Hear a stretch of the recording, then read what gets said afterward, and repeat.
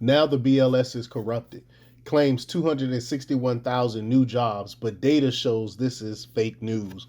I mean, they know the midterms is coming up next week, and they want to cover for the Democrats. So they have to do this. So they have to do this, put out these false reports to make the labor statistics not as bad as it would really is. But before we get started, go ahead and hit that like button, share this out so we can get this information out there.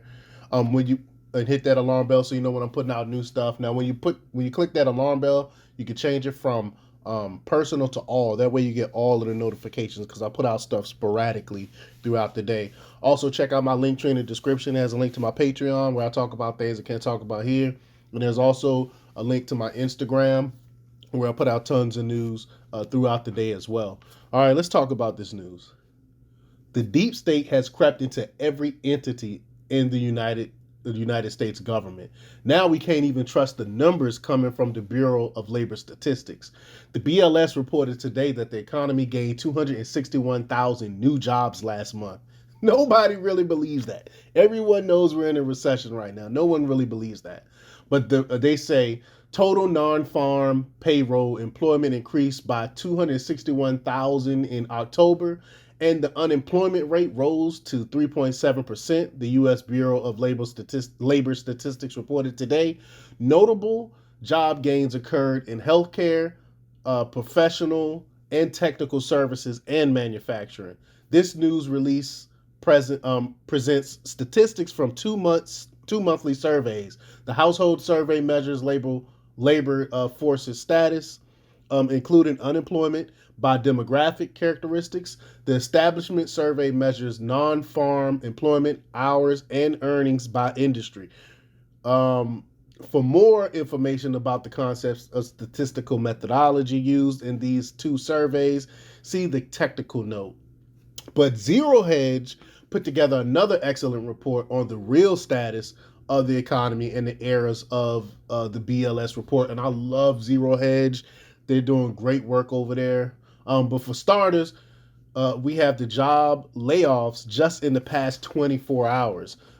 We got Genevieve Rocks Dexter, CFA. She tweeted out today layoffs announced in the last day. Lyft, 13% of his workers, they're gone. Open Door, 18% of his workers. Stripe, 14% of his workers. Chime, 12% of his workers. And Twitter, we know they got the whopping 50% of its workers. And Morgan Stanley released workers, but that percentage is unknown. And Zero Hedge continues, a simplistic, superficial take on today's jobs report would conclude that the red hot jump in non-farm payroll indicates a quote strong hiring market. Just ignore the jump in the unemployment rate. Nothing could be further from the truth. Recall that back in August and September, we showed, and this is Zero Hedge, they said we showed that a stark divergence had opened between the household and establishment surveys that comprise the monthly jobs report. And since March, the former has been stagnant, while the latter has been rising every single month. In addition, to that, full-time jobs were plunging while part-time jobs were soaring. Fast forward to today when the inconsistencies not only continue to grow, but in some cases have become downright grotesque. Consider the following. The closely followed establishment survey came in above expectations at 261,000, above the 195,000 expected, and down modestly from last month, upward revised 319,000.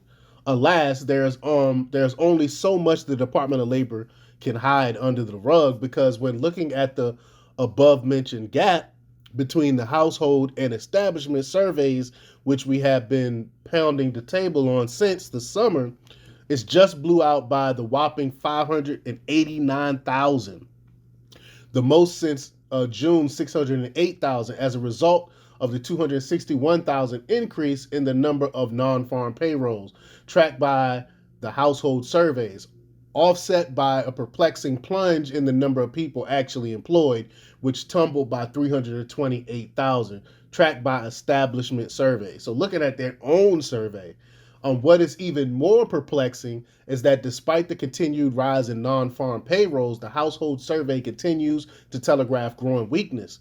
And as of October 31st, the gap that opened in March has since grown to a whopping 2.3 million workers, which may or may not exist anywhere besides the spreadsheet model of some BLS political activists. So they're hiding this information. Uh, they go on to say that showing this is another way there were 158.5 million employed workers in March 2022 and 158.6 million in October 2022, an increase of just 150,000 during a period in which the number of payrolls, which as a reminder is the number the market follows, reportedly increased by 2.5 million.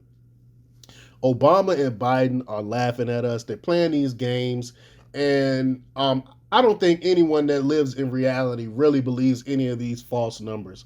But let me know what you think about all this. Leave your comments down below. Like, share, subscribe, and check out democrepublics.com for the latest in news. Until next time, peace. Oh,